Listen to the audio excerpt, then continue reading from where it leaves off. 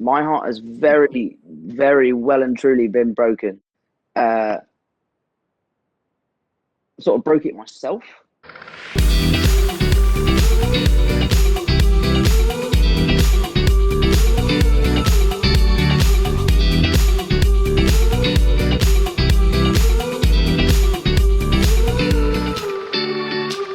Hey, thanks for clicking on this YouTube video, my interview with Tom Holland for his movie Cherry. Quickly, this is dedicated to Tom Holland's fans because I know how rabid you are. And honestly, I've been doing this for a long time. He's probably one of the nicest people I've ever talked to. So you've got a great person to support in Tom Holland. But we only had 3 minutes with him, which honestly isn't a ton of time.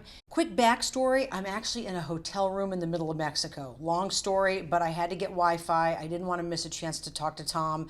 That's why I'm here. It's a little bit laid out right now, so I'm trying to whisper, sort of. 3 minutes doesn't do his performance justice, so I thought, you know what, I'm gonna pull out some old Tom Holland clips from past interviews and treat you to those. So let me set the stage. I think the first time I interviewed him was for The Lost City of Z, and he was so good in that film, and what was amazing is he was able to portray somebody much younger than he actually is, even though he always looks young. Here's a part of that interview. I don't know how old you are. I should have just looked up Wikipedia. What's amazing to me about you is you can play mature, and yet in this film there were moments I honestly thought he's 13 years old. Like he's 13, but he's trying to be 20.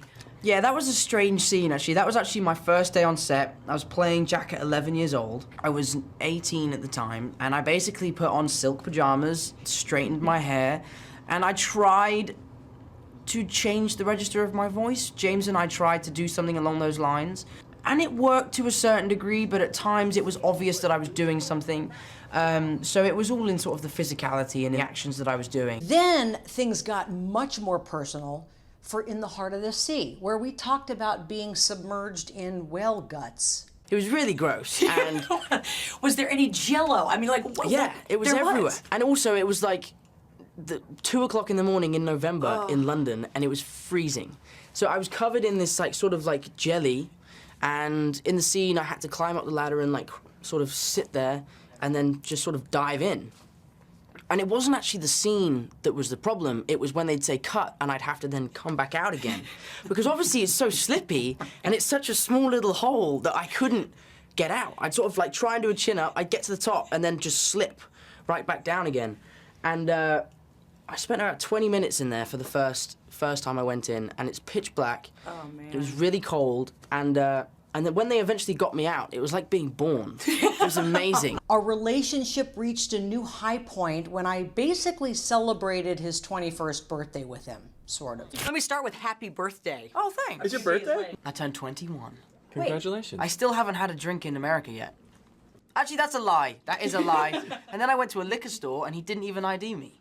I'm just glad you found out it was his birthday. I mean, he is your star. Talked to him for Onward, where he shared one of his bucket list items with me. To direct a movie, that's what my brother and I are aspiring to do right now. We've just finished our first script, and it was really hard, but it's great. We're really proud of it. And to go and see the gorillas in Rwanda. Oh, that's on my bucket list too. That would be like life-changing. And to also play subpar in golf. Okay. That'd be nice.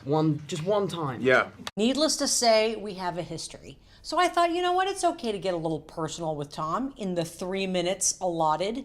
So here's our interview for one of the best things he's ever done. You're gonna love him and you're gonna be dazzled by him and your heart will break for him in the new movie, Cherry. In this movie, I'm sure you've heard it a gazillion times, even watching the interview with Robert Downey Jr., who called it your best work. Is it safe to say, in your opinion, this is the best work you've ever done? I mean, you're good in everything, but where does this fall for you? I'd say it's up there. I'm incredibly proud of this movie. I worked incredibly hard.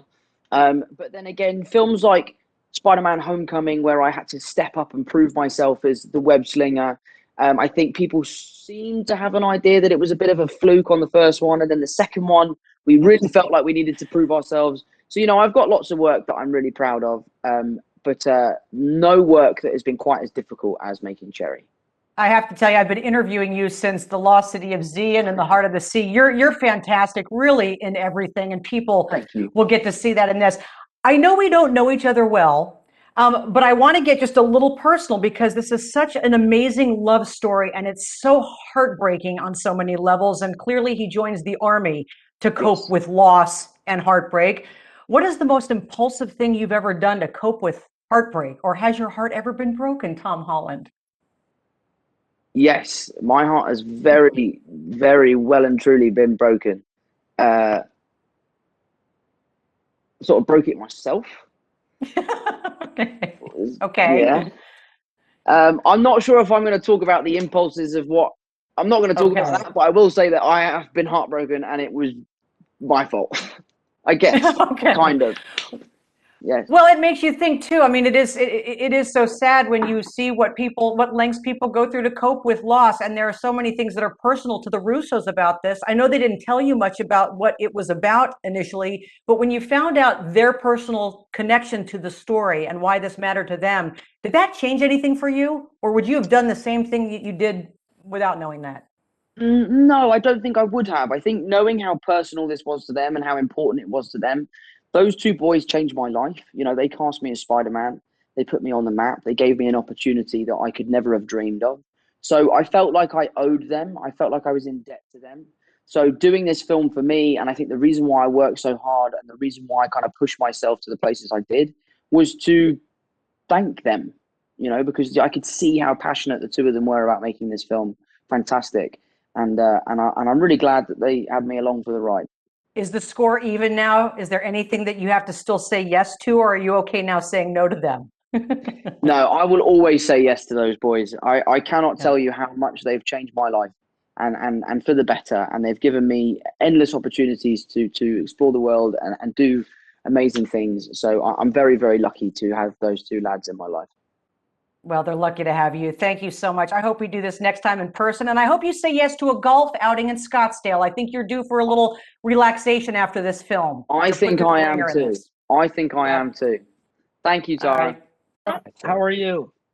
I'm doing great, you guys. What an absolute honor. I had the privilege of talking to you for the Avengers junket. I still owe you that thank you card, which I left in the hotel room and left again for that film. And thank you for this movie. It is truly incredible. And I know that Tom has talked about the fact that he didn't really have a personal connection necessarily to the subject matter, whereas you both did. Did that matter to you at all? If he had had a connection, do you think it would have changed this outstanding performance in any way? No, not at all, because he is a very dedicated, committed actor. He's a very empathic human being. He wanted to make sure that he conveyed the story of those who have been addicted and of veterans who suffered from PTSD with an incredible amount of detail. He spoke to dozens of consultants. He pulled details from their lives into his character, and he did an exceptional job. Lost a quarter of his body weight twice during Yeah. shooting, once at the beginning and once at the ending. Almost broke his nose, almost broke his ankle. Really beat himself up physically for this part. Well, he talked about obviously he can't say no to you guys. You've changed his life, and I thought, well, does this sort of even the score? You were kind of put through the ringer. Like, do you have to keep saying yes to them? It's close, but don't tell him. Don't tell him. We got Right. a few more movies we want to make with him. I hope so. Can you guys share it all? I can't imagine. There are parts of this film, obviously, they're so difficult to watch. You turn away, and depending on what your experience is with this subject matter, you might have to leave the room or come back. Or for you guys, how hard was this for you? Were there moments you had to stop, take a break, you couldn't watch it? Like, how difficult was that? It was challenging for sure, but I'll say this, we felt a very high level of responsibility to get this movie right because, again, we're portraying real world issues that people are suffering from, and we wanted to be very faithful to those experiences, the reality of those experiences. And I think when you have a sense of you're taking on that level of responsibility and you know that how important this can be to certain people, you have to get it right. So that there's nothing that focuses you more than that and keeps you engaged despite how challenging something may be. I actually want to go back to that in a second, but I want to get in a question about Nico because I haven't heard too much. I heard that he was offered an exec producer role. He declined. I heard an interview not too long ago with Tom saying he hadn't met him yet and is really nervous to hear what he has to say about the film. Is there a reason he has taken a step back, or has he seen the movie? Well, he was incarcerated when we were Right. in prep and then in production. So we had very limited, we had a very limited ability to communicate with him. You could only talk to him via phone for like 3 to 5 minutes at a time, and you sort of never knew when the call was going to come in. So it was difficult to communicate. And Tom hadn't met him because he's really not playing Nico. He's playing the character Right. Cherry. It's a fictional account, so we didn't want him sort of drawing from Nico to play Nico. We wanted him drawing from the city of Cleveland and the accent and the sort of, the personality of that city to create the character. I think Nico has seen parts of the movie, but I'm not sure. We haven't spoken to him in a while. Well, I appreciate the moments of levity because you need them, but I want to close. I know you both are parents and I'm a step parent, and the whole time, of course, your instinct is to go, where are the parents? And there are little glimpses you get. Having done this film, having talked about your personal experience and your family with this subject, can you offer advice to other parents or loved ones as to what we can do if this is happening in our world, in our lives? I mean, it's seek help immediately, right? Like, I think that's the most critical thing is find a support system, and there are affordable versions of rehab that just remove the individual from the drugs. You have to get them out of their situation and somewhere where they can do some work on themselves. And it's really just about, I mean, these drugs affect the brain. And the problem is that, until you remove the drugs, you can't allow the brain to heal. That sort of cures the cravings. So I think it's critically important that you seek professional help immediately and get them to rehab if you can. And that's one of the main things that we hope this movie does. I mean, these are difficult issues. These are the kind of issues that people are typically keep to themselves and don't want to talk about because they're difficult to talk about. They're difficult to admit to. But hopefully this movie sort of lets you know that it's not a secret. You're going to see one of your favorite movie stars on the screen struggling with these issues. So hopefully it allows people to feel like they could be more open about their experiences, communicate their experiences, and like Joe said, reach out to the right people about it. Yeah, I think it absolutely will. I can't thank you both for your time. I know Thomas said this was such a challenging role. I think a bigger challenge will be him playing a bad guy because you root for that guy in everything he does. You do. I think if he plays a villain, I'm like, yeah, I don't buy it. He's still Tom Holland. He's awesome. Congratulations, you two. That was really fun. Thank you so much.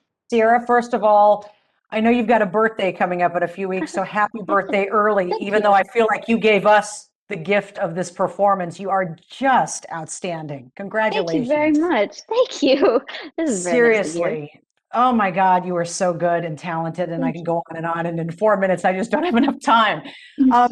Tom has talked a lot about how nervous he was to take on this role, how he didn't know if he could pull it off, the things that made him nervous. Was there anything about this that made you nervous? Or did you know you could pull this off?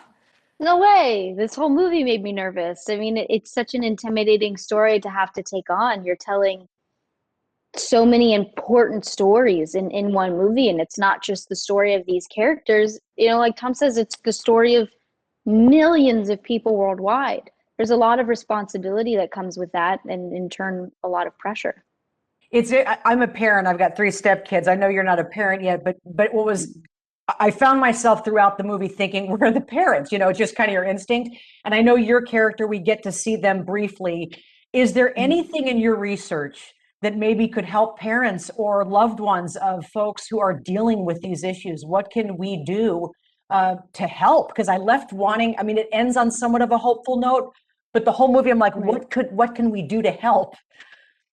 I know it's quite scary to be faced with that thought afterwards, but also like that's what we're hoping to inspire in telling this story is people asking that question, how can I help? How can I help the people in my life? Of course, I'm no expert. I think someone else is going to have something far more beneficial to say on this topic, but being a support system and also encouraging the person in your life who may be struggling with this to reach out for professional help, because that is truly the only way you're going to be able to come through the other side of this a happy and whole, healthy person for both yourself and for the rest of your family. I know we just met on Zoom, no less, so we don't really know each other well. I hope you don't mind me getting a little personal, but part of this movie, it's all this love story and the impulsive thing he does to deal with loss. He joins the army. Have you ever had your heart broken, and have you ever done anything impulsive as a result to just cope? I feel lucky in that I've never had my heart shattered in the way that both of these characters have had their heart shattered. I feel extraordinarily privileged in that light. I am terrified of what that experience would look like for me. You'll probably see me with bright red hair or none at all. No. But I certainly won't be signing up for the army. That's not going to be my first move. Well, I'll tell you what, good music, sometimes sappy music helps a little bit, maybe some yoga. Just FYI. Lots of Patsy Cline in this house, that's for sure. There you go. I know you've talked a little bit about the value of getting to know Tom beforehand and spending time visiting with him. What did you guys do? Do you literally just hang out and shoot the breeze and get to know each other? Yeah, I'm sure it's so boring for people to hear. They're waiting for like something juicy or interesting, but it's like we sat on his couch and watched Aladdin and then sat on the porch and had a cup of tea and talked about our families and golf and our pets and our likes and our dislikes. The same thing you would talk about with anybody else. It's the best way to bond with another person is to just be. I also feel like we were lucky that we were able to take on the dope life portion of the film first, because when you're going to those emotional levels with another person, it really forces you together, and it creates this unbreakable trust and bond. Well, you guys are magic together, and I could watch the two of you all day long. I hope the next one's in person, Ciara, because I just want to give you a hug after what you went through, and wish you a happy birthday in person. Thank you so much. It was really nice Take talking care. to you. Have a good rest of your day. You too. Thanks for your time.